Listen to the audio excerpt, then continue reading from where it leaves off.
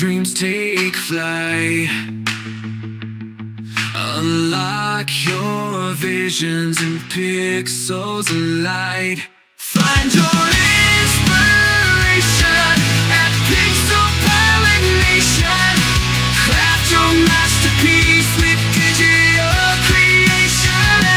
Every pixel tells a story, every shade ignites. Find your inspiration in the art of bites. Find your inspiration at Pixel Pollination, where your art meets soul in perfect combination.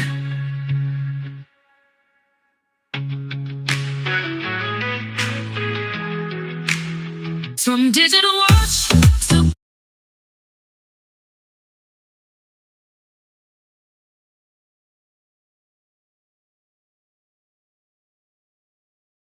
fake museum websites, you name it. We have a lot of stuff to cover today.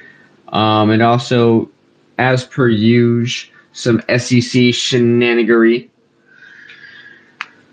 But what is up, a long shot? How are you doing? Bringing you up on the stage. Let's see. GM, what is going on? You know, I'm excited to be covering some pretty interesting art today. So I'm happy. It's a good morning. I woke up feeling energized, which is crazy rare. So I am here for it. What about yourself? Doing good. Got the live stream going. Got the intro music going. I went with the modern rock, the Nickelback, because personally that's my favorite. I don't really like the Eminem one. I'm gonna be honest. There's a part in there that he just like messes up either the word NFT or I can't remember, but it's like something gets messed up. So I went with Nickelback today. Well, it's not my favorite, and it's not because it's Nickelback, because I actually will admit Nickelback is amazing. I don't know why people hate on it. It's called the Nickelback effect. It's actually a provable thing. It's been studied because of Nickelback. It's whenever an artist gets so successful that people hate on them just because it's a popular thing to do. They're one of the most historically successful bands, and their music is extremely catchy and timeless. I mean, look at this photograph. Everybody knows. Every single body knows. It's as iconic as Let It Be from the Beatles. And I'll die on that hill. Oh no, I couldn't agree more. Absolutely love Nickelback. I did hop on the bandwagon when everybody was hating. Yeah, same. It's fun to hate them. The jokes are funny. The memes are even better. The memes were fantastic. I mean, it was just like too much right on the nose, right? Like, look at this graph. And it was like just Bitcoin, going down or something or whatever, or like some rug getting pulled. Like even the Web3 Nickelback memes were absolutely hilarious. And that's when you know it's just even the niche Web3 stuff got a hold of them and made it great. But yeah, no, Nickelback is quite awesome. That's something people need to just accept. Saying. Well, welcome everybody. Welcome. We're doing Web3 news and art updates. Also open discussion. If you guys want to come up on stage, request up. We'll get you up right away. In the meantime, hit that little purple pill down in the bottom right. Give us a like, a retweet. Claire, Pang, how you guys doing today? I hope your Wednesday is going well. It's a beautiful day here, truly. Like the last few days have just been gray and rainy and kind of just down, but today it's like 72 degrees, a little windy, but fantastic out there. Man, it's been raining nonstop for the past few days and very dreary. Like, I enjoy the rain. I really do enjoy whenever it's like rainy and kind of gloomy out because it feels very nice. But, it's been it was getting warmer here, and now it's just really really cold and wet. So I'm still getting used to Japan's weather. Yeah, I don't no, know if that's it's normal. it's I would assume so. It's an island, right? So yeah, sounds about normal. And it's not like your typical tropical island, right? Like you're not going to be with palm trees and like sun all day. You're not close enough to the equator for that. Terrible, terrible. My goodness. I think it's funny. That's just me though. But I get to laugh at your pain like constantly. It's just like a thing. Well, I'm still in Japan, so domo arigato. I don't have to pay $20 for a pizza. It's like $5 for a large pizza. So You know what? there's It's ridiculous that you actually just brought that up. I paid $40 for one large pepperoni the other day, and the people they forgot rough. the sauce for it. It had dough dots, like little like garlic knot type of things, and that was it. That was it. Oh, and a 2 liter, 40 something dollars. Couldn't be me. Couldn't be me. Wouldn't be caught dead. All right. Okay. Well, hey, you want to jump into this? You want to kick it off with Oh, your yeah. friends? Guys, there's a few art updates that are kind of everywhere in the world today. And weirdly enough, AI is helping. AI is literally helping find counterfeit art. So, the Swiss company Art Recognition, headed by Dr. Karina Popovici, has used their AI tech to identify up to 40 counterfeit paintings sold on eBay, including a fake Monet and a Renoir. The listing for the supposed Monet painting, Forced with a Stream, priced at $599,000, needs no fancy tech. Like, I mean, everybody would have known it's a fraud, either way. But still, the fact that they're using AI tech to literally catch fraudsters, this is the beginning of some really great stories that will be popping up in the future of pretty much everybody always using this. Like, how to identify, hey, is this a real one?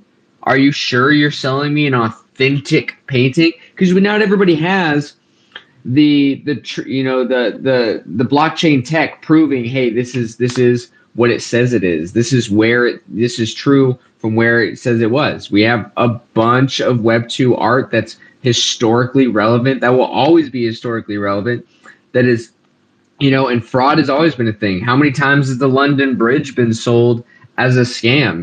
Weirdly enough, I think it's about 20 times.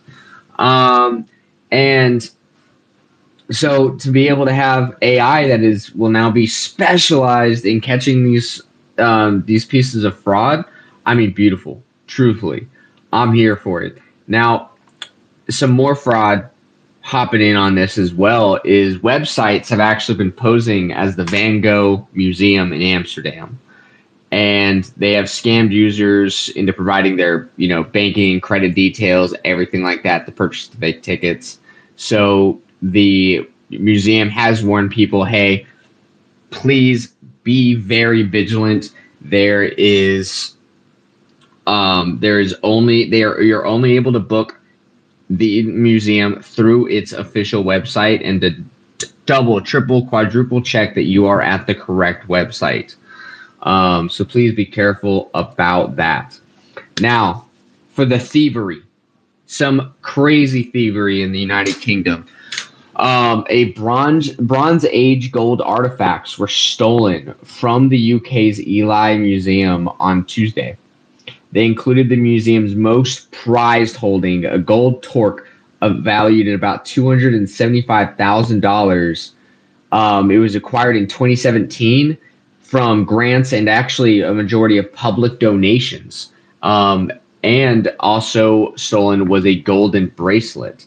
Both of the objects were found in East Cambridgeshire by metal detectorists while the 3,000-year-old torque was found in a field, one of the largest of its kind ever discovered in Britain.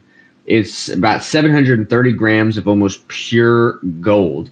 The police are reportedly looking for two suspects on e-scooters. And honestly, that kind of is the part where I'm like, e-scooters, really? That's the getaway vehicles of the 21st century. Truly, we are living in the future. And they are pretty torn up about it. They're saying it's a huge blow and it's such a culturally significant object that it truly cannot be replaced. So pretty big on some art theft right here. That kind of reminds me of a piece of Van Gogh's art that was stolen back in like the 60s, 70s, or something like that. It was recently just found a little tiny bit damaged, but found on the in the mailbox of the museum. Like I want to say about 6 or 7 months ago. And the guy who stole it, I don't think he ever came forward, but he just like gave it back. I think just guilty conscience, which, I mean, that makes sense. That makes sense. I mean, that's historically. I think it was Van Gogh. So lot of interesting stuff, on the art side of things. Long, you were talking about a pretty big art drop that's actually happening here in a couple hours. It's the debut on Ordinals. Yeah, it's sorry, hold on one second. There we go. My phone was freaking out there for a second, but yeah, it's live art, and it's Human June. Anybody who doesn't know Human June, he's one of the highest grossing living artists today. I don't know what is going on with my thing. I'm trying to pin the tweet, but yeah, so he's dropping on Ordinals, and what it's pretty much going to be is his signature laughing man or smiling man. I apologize. Signature collection. Currently, there are private sale happening right now. Here we go. Just now getting over to the page. There we go. I'll pin it up to the top so everybody can see. But yeah, the private sale is happening right now. It is live for another hour and 44 minutes, 53 seconds from this exact moment. And then the public sale will be happening. There is a total of 600 ordinals to sale on that public sale, selling at a starting price of 0.022 BTC. That's right around $1,200-$1,300 US. Yeah, just something to look out to. I think live art is doing some incredible stuff in this space. They're bringing on some of the most well-known, well-respected artists in the trad art world. So it's very cool to see that happening. I do think this is going to be one of the big things that we see, actually bring a lot more collectors into this space, because we're going to see Human June start to publish things on social. He does have a social media account that they're trying to grow right now. Before this, he's been very traditional scene. So it's very cool to see this. Something I'm definitely keeping an eye on. Absolutely amazing. Glad to see such a prevalent artist taking to the Web3 space in such an awesome debut. And really, I'm excited to see not only the obvious success, the launch is going to be successful just because of his prevalence and previous success. But I'm really looking forward to the secondary part of it. What's going to happen to these pieces of artwork on the secondary market as being the, maiden voyage on Bitcoin. That in itself, combined with his previous success, I'm assuming is probably going to culminate in some pretty wild secondary sales. To give it a bit of scope here, so his all-time recorded high price for digital artwork sale has been 9 ETH to date. Aggregated auction sales 152,094,000. One of the top 10 ranking Chinese artists in the world, and all-time recorded price for physical works is 6.932 million. So very, very cool to see them bringing him into the Web3 space. If I'm not mistaken, he's done a drop on Ethereum with live art currently, and it did incredibly well. So it's really cool to see them venturing into the ordinal space, the most well-known blockchain, I would say, around the world. So yeah, very, very cool. And if you're not following Live Art, we're not affiliated with them, but definitely a good follow artwork and how they're doing on a month-to-month basis. So it's very cool that they put it into more of a trading sense, or where there really weren't too many graphs you could actually go on, price graphs you could go on based on these things. So very, very cool, and worth checking out. Man, love to see live art history in the making right there. So now this is something that obviously is all near and dear to our hearts if you have any sort of connection with AI. And it's because it's useful for me. I've been using ChatGPT 4.0 as a search engine already, just because it's a extremely easy way to really organize a lot of the information that you want to dig through. But now they're kind of taking it to the official next level. OpenAI is going to be challenging Google and Perplexity with an AI-powered search engine that is directly linked to ChatGPT. I mean, awesome. Awesome, people. This is huge. So this is going to be a huge face-off. And whenever it comes to the future of information finding, whenever these three kind of really start butting heads, Google is the all-time generational champ. People, I mean, how many times you just be like, Google it. Oh, I don't know, Google it. Oh, what's blue and blue. Google it. That's it. It's always Google it. It should be. It's the got milk. It's as big as got milk. Where's the beef? Google it is this generation's favorite catchphrase. So seeing ChatGPT, the new kid on the block with the best tech behind it, going to be challenging the big one. I'm super here for it. This is going to be fun. So just to kind of get more into the details of it, because there's going to obviously Bing's AI has been integrating AI on the retrieval augmented generation, which is the RAG, to improve the answers by folding data in web searches into GPT-4 chatbot responses, to be just to kind of like really put their search engine on the next one. And truthfully, I think it's really cool. Bing has always been kind of second fiddle for generations. It almost went the way of Firefox, in my opinion, because I really just don't know who the fuck even uses Bing over Google. But then the second they started releasing AI and really going forward, and now I hear everybody always, oh yeah, just Bing. So really like to see everything in that kind of area starting to kind of be shaken up, just because of AI. I don't know. It's a huge one. Long, you got anything? Yeah, I did. I tried Bing's AI for a little while before I paid for the ChatGPT 4 subscription.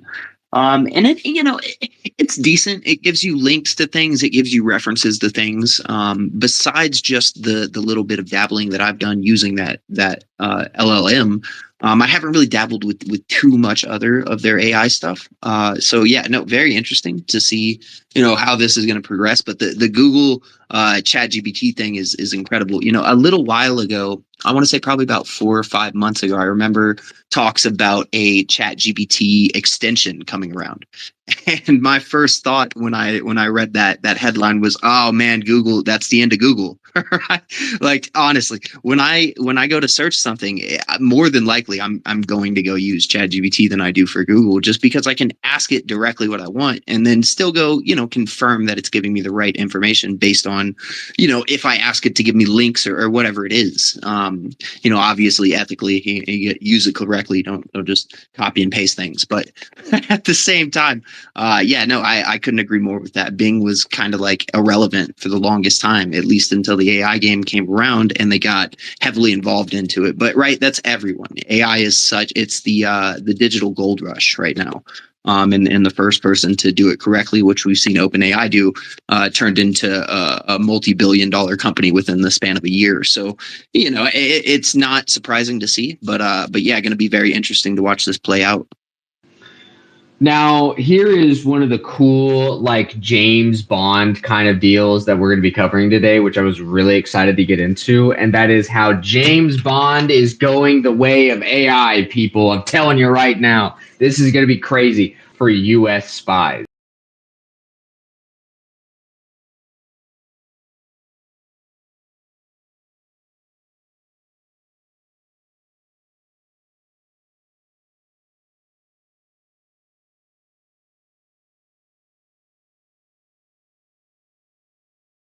System from the 60s, giant blinking white cursor and everything like that. It literally does look like that, and it can only be accessed from the inside. So like it's literally unhackable. So they even have a more secure version of that. So that's really honestly super cool. And I don't know. I'm just excited. So intelligence communities have been apparently very desperate for something like this, but the security risks with generative AI products are too high. Chappelle goes on to tell that this model deployed last week is secure thanks to an air-gapped cloud environment that isolates it from the internet. While most AI models learn from files uploaded to them, this GPT-4 spy model, that's a cool term right there. It will not. That way, the government can keep this model clean and prevent any secret info from getting absorbed into and off the platform itself. So, guys, we're here. We're the future. AI spies. Holy cow! This is it. So, I don't know. I am very glad they went to such extent to secure privacy and security. That was my very first thought is wow, if it's going to be looking at classified documents, then I mean that's top hit list, right, for any black hat hackers out there looking to get some data, because data is truly gold. Information, right? It's an information war. But yeah, so I don't know, man. We saw the SEC account get hacked by a SIM swap. So yeah, no, glad to hear that they're on their own network and doing their own thing in that sense. But yeah, I guess we'll see how it works out. Yeah, but hey, you know what? It's just interesting to see it. I mean, AI spies, baby. This is gonna be cool. I'm excited for James Bond now. Again. I heard the new James Bond is going to be pretty awesome. So just like on a side note there. So keep your eyes out for that. So moving on. Now this is probably one of another really cool topic that I've always loved covering whenever it comes to Web 2 and Web 3 kind of being married in a certain sense of the way, and that is through credit card and debit card companies, things like that. Especially MasterCard. MasterCard has been at the forefront of a lot of adoption crossroads, especially in the past. Looking at the Crypto.com card right there is a perfect example. So right now, MasterCard is joining forces with U.S. banking titans to pretty much pursue tokenized settlement trials. So just a little like direct excerpt from this article. Payment processing and settlement firm MasterCard has joined hands with major banking institutions in the United States, such as Citigroup, Visa, and JP Morgan. So really, honestly, like some of the big three right there, to test distributed ledger technology for banking settlements using tokenized funds. The partnership between the banking giants and the payment processor aims to test share ledger technology called Regulated Settlement Network, RSN, which enables tokenized assets like treasuries, investment-grade debt instruments, and money from commercial banks to be settled collectively. The current trial is phased to expand on a 12-week pilot phase. It started late 2022. The test was earlier focused on cross-border and domestic dollar payments between banks. The ongoing proof of concept trials are focused on simulating settlements in the United States dollar. So this is yet another way that we've seen that pretty much Web3 tech, blockchain, anything, the mass adoption will always be happening on the back end of things. Everybody will be using Web3 tech without knowing that they're using it before any sort of actual mass adoption happens. And this is yet more proof to that pudding. And I love it this way. Truthfully, I love that that's going to be the path to be followed in mass adoption, because then it's a hell of a lot more of an easier pill to swallow, and really does kind of wipe a lot of the misconceptions away of blockchain tech that a lot of people outside the industry, kind of see it as. So I still have to convince people that it's not used to buy cocaine and hitmen. So it is what it is. But always glad to see that this is kind of being done. And yet again, hats off to MasterCard. They're always trying to be on. I don't care if it's for selfish reasons. They are really pushing a lot of this stuff on the front page and getting it in front of everybody. So you know what? Awesome. Good for them. Hats off. 2 thumbs up. I'm happy. So now another big name in the space, Grayscale. It has just withdrawn its ETH futures ETF application in the United States, which is its 19B4 application. It's 3 weeks before the securities regulator was forced to decide on it. The Grayscale alone, they filed a notice of withdrawal for the Grayscale Futures Trust in the United States on May 7th. So just a couple days ago, depending on where you are in the world, or yesterday. I'm not going to read the entire actual thing, but that kind of, honestly, big bummer.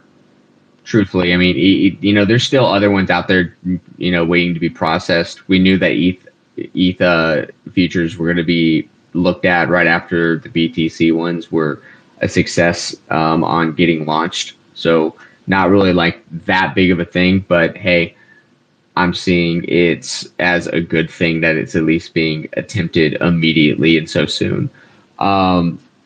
The Grayscale initially believed that they were to be able to use the ETH ETF as kind of like a Trojan horse to corner the SEC into approving its Ether ETF.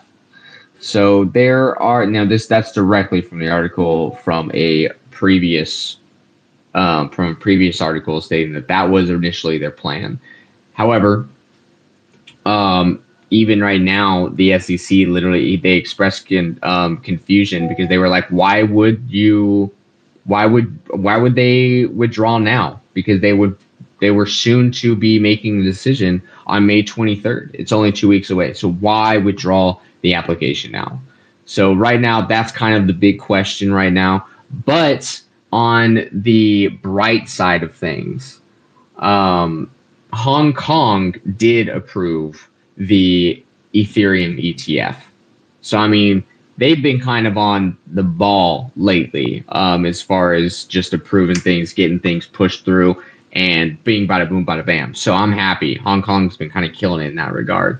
But I am sort of curious on how this United States situation with Grayscale is going to grow, because it's one of those things where, like, you had 2 weeks. Why pull out now? You were so close to the finish line. There has to be a deeper meaning. Something must have happened on the back end that's not really going to be coming to the forefront for a little bit. Truthfully, that's just my 2 cents. I don't know. Maybe I just say this based on historical events with the BTC ETFs. We saw just delay after delay after delay. So maybe they're kind of anticipating something like that. Maybe they took a look at the proposal and were like, hey, maybe we could expand on this more. But I don't know. In my opinion, they would hold off, right? They would wait until the actual delay came back or whatever it was, and then move forward from there. So yeah, this is quite curious in my eyes. I'm actually looking at Grayscale's page right now, and I haven't really seen a mention of it. So if anybody sees anything, feel free to DM or share it. But yeah, going to be interesting to see how this plays out, because there are other applications, right? There's other proposals. if I'm not mistaken. So yeah, I guess we'll see in 2 weeks, right? We'll keep everybody in the loop. Well, that's all we really can do whenever it comes to all this shenanigery. But hey, you know what? I'm excited for other ones to hopefully get approved or pushed back to be approved later. But like we said the first time with the Bitcoin ETFs, it was a bunch of waiting games of like, but wait, there's more. But wait, there's more. I can't believe this is not buttered. It's just crazy as shit. So we'll just see what's up later. Calm down, Billy. But really, though, it's cool to see China, though, or Hong Kong, out in front of this, approving both the BTC and the Ethereum ETFs at the same time. Obviously the markets are a bit different, but I still think we're going to see some massive inflows on both chains there from that market as we move forward in the coming months. So I'm excited to see what that does. If anybody's interested, that article from Forbes, which is the latest pen, is quite interesting. Man, the dragon is awake. I'm not coining that term. This is every single economist I've read articles from that has literally said time and time again in the past year that the Chinese economy, whenever it comes to Web3, has yet to truly awaken. And so seeing these ETFs getting approved left and right and getting moved forward and this kind of stuff, specifically just in Hong Kong, they're saying that while that might be a microcosm of the Chinese economy and interaction with Web3, that's going to be part of the waking up process. So this is going to be really interesting. What's going to be happening pretty much in the next 12 months time on its influence in Web3. But we'll to be seen. We'll follow up on that at a later time. However, there's some more news on AI, specifically with Ava Labs. So Ava Labs founder, I'm gonna butcher this name, people. So preemptively, sorry. Emin Gun Sirer is the founder of Ava Labs, and he said something that is so profound. Smart contract programming is hard. It's the main problem that is keeping smart contracts from flourishing. And now, while yes, that's a bit on the nose, and it's true. Anybody that has experienced Solidity and all that kind of stuff, that even even my coding friends look at it like some sort of foreign bastardized version of Latin that nobody wants to even touch. So it's a confusing concept, and people that do know how to properly manipulate it and utilize it are just worth their weight in scorpion venom. Truthfully, I mean, if you know the market for scorpion venom, so much. So what a specifically odd reference. I'm so sorry. It popped in my head. I saw a scorpion farm yesterday, and then it was interesting to see it. Guys, a gallon of scorpion venom is literally, I think it's like $400 million. Like just to put things into perspective, it's like 40 or 400 million. Either way, that's a huge amount. But it's the world's kind of running on a deficit on snake and scorpion venom. But this is not what we're here for. But it is something interesting to look up. Go and do that, but just later. But either way, Solidity developers are extremely important, but they're few and far between whenever it comes to competent ones on just like the scale of things. So they can really just demand on their payment. Hey, give me your firstborn, and they'll eagerly say yes. But the founder of Ava Labs is saying this as, it is obvious, but he's saying that AI could help solve this issue. So he's saying that with AI learning how to work on smart contract coding, that could solve a lot of issues for the lack of developers currently in this space.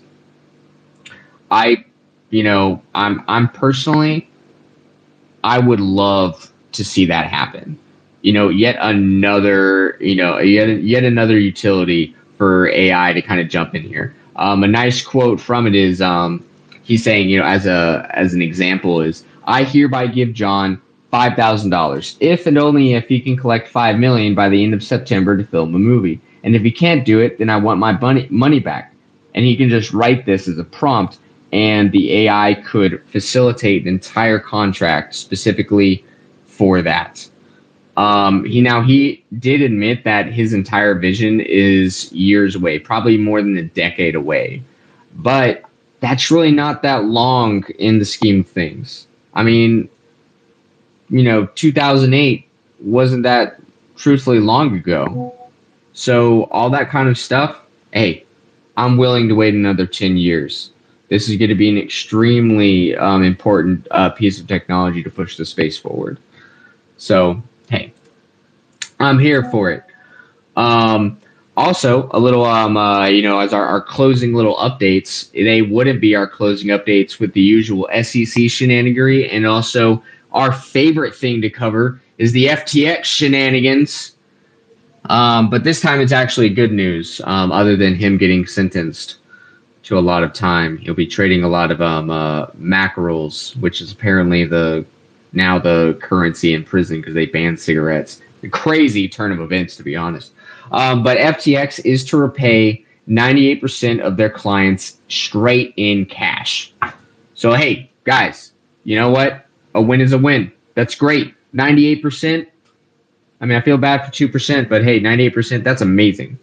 That's amazing. And in cash, which is kind of funny. Good for them. I'm happy that is honestly the latest update. Good thing to hear. However, another update that is honestly, it wouldn't be PPN news without some sort of weird shenanigans involving the SEC and XRP, to be honest. The SEC has finally filed a final response in the Ripple XRP case. They are arguing that Ripple's claims do not negate the need for injunctions to prevent further violations.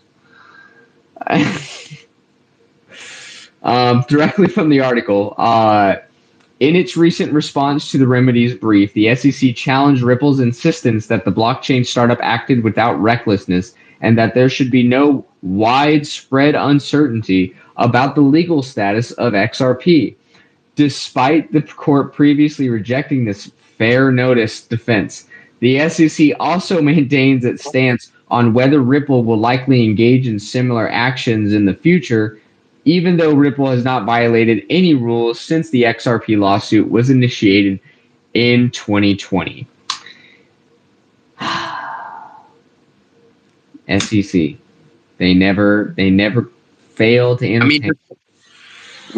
Just reaching for straws, right? Just how much egg can we fit on our face kind of game is what it feels like. But I mean, just crazy. I want to go back to this FTX thing really quick because this is crazy. This is a headline that popped up just now on Decrypt. Also a very interesting article. I'm interested to see how they're actually gonna get this. It's 98% of creditors, by the way, not 98% of customers.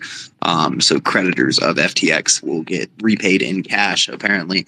And yeah, very, very interested to see how that's going to play out. But I think that's going to about wrap it today, right? That's a lot, dude. That's a lot that's happened in this past week. Some updates from the previous spaces, some newer stuff as well. The AI side of things is always just going crazy. So it's really cool to see the progression as we move forward. But yeah, we appreciate everybody coming out here tonight and listening in. If you're not already following on the YouTube, please go drop a follow. We're doing live streams of all of our content as well as old previous artist interviews. So if you've been interviewed or you want to be interviewed, reach out. We'll get you up here eventually. But yeah, we're going to be streaming everything. That's everything from Patrick Armadon, Delta Sauce to people in this room, right? I think I don't know if we've had anybody in this room actually. So everybody in this room, reach out. Let's get you up here. But to people in the community that joined with sub 5,000 followers. So it's going to be really cool. We're reaching out to artists for content streams on that so they can personalize videos for themselves. as well as provide more content for their own needs on social media. So it's kind of like a two birds, one stone type of deal. But otherwise, keep an eye out. You know, we got some stuff in the works here at PPN, and yeah, stay updated in the Discord. Hop in there. That's where we post all artist updates and opportunities. There's a really cool open call right now from the Hug community that is actually paired with, if I'm not mistaken, the Tonys, like the Tony Awards. They're pairing to find some artists. So go check out the open call channel in there and hop in on it. But appreciate each and every one of you, and yeah, we hope you enjoy the rest of your Wednesday. Keep an eye out this weekend. We have prime time with a track funding. I think he's just under 10,000 subscribers on YouTube. I might be off on that number. Don't quote me on it. I know he's about to monetize on the YouTube platform. We're going to be talking about why content is king and the best ways that you can monetize on these certain platforms, and how to utilize some of those things. So if you guys want to get involved with that, that's Saturday, 9 a.m. Eastern Standard Time this Saturday. Keep an eye out. It'll be hosted right here from the PPN account, posted absolutely everywhere. And yeah, appreciate each and every one of you. Pixel Palette Nation is out. Remember, find your inspiration with Pixel Palette Nation. Enjoy the rest of your day, everybody.